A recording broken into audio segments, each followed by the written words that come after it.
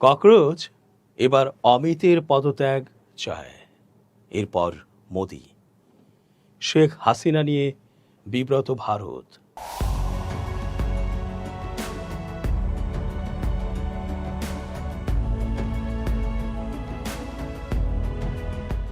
আসসালামু আলাইকুম দর্শক, কেমন আছেন? পুরো সংবাদ বিশ্লেষণ ও তথ্য পর্যালোচনায় বরাবরের মতোই আছি আমি এস জে রতন। শেষ পর্যন্ত দেখতে থাকুন আজকের পর্বটি। নিশ্চয়ই হয়তো আপনার মনের কথাটি আমরা বলতে যাচ্ছি। চেঞ্জ টিভির আন্তর্জাতিক চোখ, আপনাদেরই অনুষ্ঠান। ককরোচ জনতা পার্টির প্রধান আগেই বলেছিলেন, শিক্ষামন্ত্রীকে পদত্যাগ করানোর পরও তাদের আন্দোলন চলবেই, কারণ তাদের আরও অনেক অভিযোগ রয়েছে সরকারের বিরুদ্ধে। সেগুলো সমাধান না হওয়া পর্যন্ত এই আন্দোলন থামবে না। বলেছিল, আমাদের যেতে হবে বহুদূর। আসলে এই কথাগুলোর মধ্যেই লুকিয়ে আছে মোদির পতন ঘণ্টা। এখন খবর বেরিয়েছে, শিক্ষামন্ত্রীর পর এবার স্বরাষ্ট্রমন্ত্রীর পদত্যাগ চায় ককরোচরা। বোঝা যাচ্ছে এরপর নিঃসন্দেহে মোদির ওপর বড় একটা চাপ আছে বাংলাদেশ ইস্যু নিয়ে। কারণ মোদি একটা সবচেয়ে বড় অপরাধ করে বসে আছে, তা হচ্ছে বাংলাদেশের স্বৈরাচার প্রাক্তন প্রধানমন্ত্রী খুনি হাসিনা ও তার পুরো গংকে আশ্রয় প্রশ্রয় দিয়ে রেখেছে মোদি। এ বিষয়ে সেটেল ডাউন না করে কোনো কথা হবে না তরুণদের সাথে মোদি সরকারের। ইতোমধ্যে পরিস্থিতি বেগতিক দেখে মোদি সরকার একটু নরম সুরে কথা বলছে হাসিনার প্রত্যর্পণ ইস্যুতে। বাংলাদেশের সাবেক প্রধানমন্ত্রী শেখ হাসিনাকে প্রত্যর্পণের জন্য ঢাকার পাঠানো অনুরোধ ভারতের সংশ্লিষ্ট কর্তৃপক্ষ আইন অনুযায়ী খতিয়ে দেখছে বলে জানিয়েছে দেশটির কেন্দ্রীয় সরকার। তবে এ বিষয়ে এখনো কোনো চূড়ান্ত সিদ্ধান্ত নেওয়া হয়নি। বৃহস্পতিবার 30 জুলাই লোকসভায় উপস্থাপিত পররাষ্ট্র বিষয়ক সংসদীয় স্থায়ী কমিটির প্রতিবেদনে এ তথ্য জানানো হয়। কংগ্রেস নেতা শশী থারুরের নেতৃত্বাধীন কমিটির প্রতিবেদনে সরকারের বিভিন্ন পদক্ষেপ ও অবস্থান তুলে ধরা হয়েছে। প্রতিবেদনে বলা হয়েছে, বাংলাদেশের পাঠানো প্রত্যর্পণ অনুরোধ ভারতের প্রচলিত আইন ও নির্ধারিত প্রশাসনিক প্রক্রিয়া অনুযায়ী সংশ্লিষ্ট কর্তৃপক্ষ পরীক্ষা নিরীক্ষা করছে। বিষয়টি বর্তমানে বিবেচনাধীন রয়েছে। সংসদীয় কমিটি শেখ হাসিনাকে প্রত্যর্পণের বিষয়ে বাংলাদেশের অনুরোধের অগ্রগতি জানতে চাইলে কেন্দ্রীয় সরকার এ তথ্য জানায়। প্রতিবেদনে আরও উল্লেখ করা হয়, সংকটাপন্ন পরিস্থিতিতে আশ্রয় প্রার্থীদের নিরাপদ আশ্রয় দেয়া ভারতের দীর্ঘদিনের মানবিক নীতির অংশ। সেই নীতির আওতায় শেখ হাসিনাকে ভারতে অবস্থানের সুযোগ দেওয়া হয়েছে। তবে ভারত সরকার স্পষ্ট করেছে, তাদের ভূখণ্ড ব্যবহার করে শেখ হাসিনাকে কোনো ধরনের রাজনৈতিক কর্মকাণ্ড পরিচালনার অনুমতি দেওয়া হয়নি। অন্য কোনো দেশের বিরুদ্ধে ভারতের মাটি ব্যবহার করে রাজনৈতিক কার্যক্রম পরিচালনা করতে না দেওয়ার যে নীতি দেশটি অনুসরণ করে, এক্ষেত্রেও একই নীতি কার্যকর রয়েছে বলে প্রতিবেদনে উল্লেখ করা হয়েছে। এছাড়া পররাষ্ট্র বিষয়ক সংসদীয় কমিটি সুপারিশ করেছে, এই ধরনের সংবেদনশীল বিষয়ে সরকার যেন মানবিক দৃষ্টিভঙ্গি, আন্তর্জাতিক দায়বদ্ধতা এবং প্রচলিত আইন অনুসরণ করে প্রয়োজনীয় পদক্ষেপ গ্রহণ করে। লোকসভায় উপস্থাপিত এই প্রতিবেদনের মাধ্যমে প্রথমবারের মতো ভারত সরকার আনুষ্ঠানিকভাবে জানিয়েছে যে শেখ হাসিনাকে প্রত্যর্পণের বিষয়ে বাংলাদেশের অনুরোধ বর্তমানে সংশ্লিষ্ট কর্তৃপক্ষের সক্রিয় বিবেচনায় রয়েছে। তবে অনুরোধের চূড়ান্ত নিষ্পত্তি কবে হবে বা কী সিদ্ধান্ত নেওয়া হবে সে বিষয়ে প্রতিবেদনে কোনো নির্দিষ্ট তথ্য উল্লেখ করা হয়নি। ভারতে অবস্থানরত বাংলাদেশের সাবেক প্রধানমন্ত্রী শেখ হাসিনা দেশটির মাটি ব্যবহার করে কোনো ধরনের রাজনৈতিক কর্মকাণ্ড পরিচালনা করতে পারবেন না বলে ভারতীয় সংসদের একটি স্থায়ী কমিটিকে জানিয়েছে প্রধানমন্ত্রী নরেন্দ্র মোদীর নেতৃত্বাধীন সরকার। খবর ইন্ডিয়ান এক্সপ্রেস। ভারতের সংসদীয় পররাষ্ট্র বিষয়ক স্থায়ী কমিটির সর্বশেষ প্রতিবেদনে এ তথ্য উঠে এসেছে। কংগ্রেস নেতা শশী থারুরের সভাপতিত্বে পরিচালিত কমিটির বৈঠকে বিষয়টি জানানো হয়। প্রতিবেদনে বলা হয়, সম্প্রতি শেখ হাসিনা চলতি বছরের শেষ নাগাদ বাংলাদেশে ফেরার সম্ভাবনার কথা উল্লেখ করার পর এ বিষয়ে আলোচনা হয়। বৈঠকে বাংলাদেশের আইনমন্ত্রী এম আসাদুজ্জামান বলেন, শেখ হাসিনা ভারত থেকে দেশে ফিরলে তাকে তাৎক্ষণিকভাবে গ্রেপ্তার করা হতে পারে। এদিকে ভারতের পররাষ্ট্র মন্ত্রণালয় কমিটিকে জানায়, শেখ হাসিনাকে প্রত্যর্পণের জন্য ঢাকার পাঠানো অনুরোধ ভারতের প্রচলিত আইন ও নির্ধারিত প্রক্রিয়া অনুযায়ী সংশ্লিষ্ট কর্তৃপক্ষ পর্যালোচনা করছে। সংসদীয় কমিটি প্রতিবেদনে উল্লেখ করেছে, শেখ হাসিনাকে ভারতে অবস্থানের সুযোগ দেওয়া হয়েছে দেশটির মানবিক ঐতিহ্য ও সংকটাপন্ন ব্যক্তিদের আশ্রয় দেওয়ার দীর্ঘদিনের নীতির আলোকে।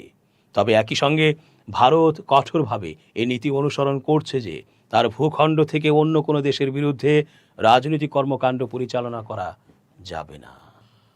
ভারত বাংলাদেশ সম্পর্ক নিয়ে সুপারিশ। ভারত বাংলাদেশ সম্পর্কের ভবিষ্যৎ শীর্ষক প্রতিবেদনে সংসদীয় কমিটি সরকারকে মানবিক ও নীতিনিষ্ঠ অবস্থান বজায় রাখার পাশাপাশি এ ধরনের সংবেদনশীল পরিস্থিতি সতর্কতার সঙ্গে পরিচালনার সুপারিশ করেছে। এছাড়া বাংলাদেশি নাগরিকদের জন্য দ্রুত স্বাভাবিক ভিসা কার্যক্রম চালুরও আহ্বান জানিয়েছে কমিটি।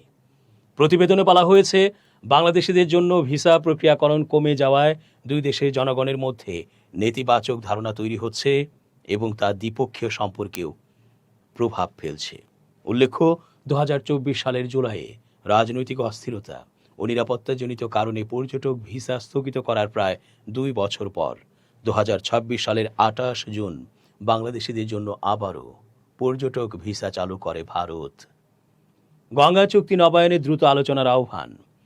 1996 সালে বাংলাদেশ ও ভারতের মধ্যে স্বাক্ষরিত গঙ্গার পানি বন্টন চুক্তির মেয়াদ চলতি বছর শেষ হওয়ার কথা উল্লেখ করে সংসদীয় কমিটি ঢাকা দিল্লির মধ্যে দ্রুত নবায়ন আলোচনা শুরু করার সুপারিশ করেছে। কমিটির মতে, চুক্তি নবায়নের ক্ষেত্রে হালনাগাদ জল প্রবাহের তথ্য, জলবায়ু পরিবর্তনের প্রভাব এবং ভারতের পশ্চিমবঙ্গ ও বিহার রাজ্য সরকারের সঙ্গে পরামর্শকে গুরুত্ব দেওয়া উচিত। সংখ্যালঘুদের সুরক্ষার বিষয়েও গুরুত্ব। প্রতিবেদনে আরও বলা হয়েছে, বাংলাদেশের সংখ্যালঘুদের সুরক্ষার বিষয়টি ভারতের কূটনৈতিক সম্পৃক্ততার একটি গুরুত্বপূর্ণ অগ্রাধিকার হিসেবে পররাষ্ট্র মন্ত্রণালয়ের অব্যাহতভাবে বিবেচনায় রাখা উচিত। নিট প্রশ্ন ফাঁসের ঘটনাকে কেন্দ্র করে দীর্ঘদিনের আন্দোলনের পর দেশের শিক্ষামন্ত্রীর পদত্যাগকে নিজেদের আন্দোলনের সাফল্য হিসেবে দাবি করেছে ককরোচ জনতা পার্টি। এবার দলটির প্রতিষ্ঠাতা অভিজিৎ দীপকে কেন্দ্রীয় স্বরাষ্ট্রমন্ত্রী অমিত শাহের পদত্যাগ দাবি করেছেন। ছাত্র আন্দোলনে বল প্রয়োগের অভিযোগ তুলে তিনি বলেন, এই ঘটনার রাজনৈতিক দায় স্বরাষ্ট্রমন্ত্রীকে নিতে হবে। বৃহস্পতিবার 30 জুলাই নিজের মহারাষ্ট্রের ছত্রপতি সম্ভাজিনগরের বাসভবনে সাংবাদিকদের সঙ্গে আলাপকালে দীপকে এই দাবি জানান। অভিজিৎ দীপক অভিযোগ করেন, গত 20 জুলাই দিল্লিতে সংসদ অভিমুখে শিক্ষার্থীদের কর্মসূচিতে পুলিশ যে বল প্রয়োগ করেছে তার নির্দেশ স্বরাষ্ট্রমন্ত্রীর পক্ষ থেকেই দেয়া হয়েছিল। যদিও এ অভিযোগের পক্ষে তিনি কোনো প্রমাণ প্রকাশ করেননি। দীপকে বলেন, প্রশ্ন ফাঁসের বিরুদ্ধে তাদের আন্দোলন সম্পূর্ণ শান্তিপূর্ণ ও সাংবিধানিক ছিল। দেশের সংবিধানের প্রতি শ্রদ্ধা রেখেই তারা আন্দোলন চালিয়ে গেছেন। এরপরও আন্দোলনরত শিক্ষার্থীদের সঙ্গে যে আচরণ করা হয়েছে তা গণতান্ত্রিক মূল্যবোধের পরিপন্থী বলে তিনি মন্তব্য করেন। তিনি বলেন, গণতন্ত্র রক্ষার দায়িত্ব শুধু বিরোধী রাজনৈতিক দলগুলোর নয়, দেশের সাধারণ মানুষকেও এ বিষয়ে সচেতন হতে হবে এবং সাংবিধানিক অধিকার রক্ষায় এগিয়ে আসতে হবে। দেশের বিচার ব্যবস্থা নিয়েও প্রশ্ন তোলেন সিজেপির প্রতিষ্ঠাতা। তার অভিযোগ, বিভিন্ন কেন্দ্রীয় তদন্ত সংস্থাকে রাজনৈতিক উদ্দেশ্যে ব্যবহার করা হয়েছে। তিনি বলেন, দেশের গুরুত্বপূর্ণ প্রতিষ্ঠানগুলোর দায়িত্ব ছিল গণতন্ত্রকে শক্তিশালী করা এবং একক কর্তৃত্বের প্রবণতার বিরুদ্ধে অবস্থান নেয়া, কিন্তু সেই দায়িত্ব তারা যথাযথভাবে পালন করতে পারেনি বলে তার অভিযোগ। সম্প্রতি দায়িত্ব নেয়া কেন্দ্রীয় শিক্ষামন্ত্রী প্রহ্লাদ যোশীকেও সমালোচনার মুখে ফেলেন দীপকে। তিনি বলেন, শিক্ষা মন্ত্রণালয়ের নেতৃত্বে এমন একজনকে আনা হয়েছে যার কিছু বক্তব্য নিয়ে ইতোমধ্যে বিতর্ক তৈরি হয়েছে। এর ফলে দেশের মানুষের কাছে কি ধরনের বার্তা যাচ্ছে তা নিয়েও প্রশ্ন তোলেন তিনি। যোগ গুরু বাবা রামদেবের সাম্প্রতিক মন্তব্যেরও সমালোচনা করেন দীপকে। তিনি বলেন, প্রশ্ন ফাঁসের বিরুদ্ধে আন্দোলনে মহাত্মা গান্ধী ও ডক্টর ভীমরাও আম্বেদকরের ছবি নিয়ে শান্তিপূর্ণ কর্মসূচি পালন করা হয়েছে।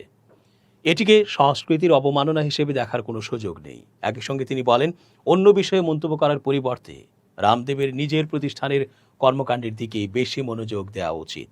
লোকসভার বিরোধী দলীয় নেতা রাহুল গান্ধীও সম্প্রতি অমিত শাহের পদত্যাগের দাবি তুলেছেন। সেই দাবির প্রতি সমর্থন জানিয়ে দীপকে বলেন, যদি সরকার সত্যি মনে করে তাদের সংগঠন বিদেশ থেকে পরিচালিত হচ্ছে বা বিদেশি অর্থ পাচ্ছে, তাহলে সেটি দেশের স্বরাষ্ট্রমন্ত্রীর ব্যর্থতারই প্রমাণ। তিনি বলেন, এমন অভিযোগ সত্য হলে দেশের নিরাপত্তা ব্যবস্থার দায় এড়ানোর সুযোগ নেই। নিট প্রশ্ন ফাঁসের ঘটনাকে কেন্দ্র করে কয়েক সপ্তাহ ধরে দেশ জুড়ে শিক্ষার্থী ও বিভিন্ন সংগঠনের আন্দোলন চলে।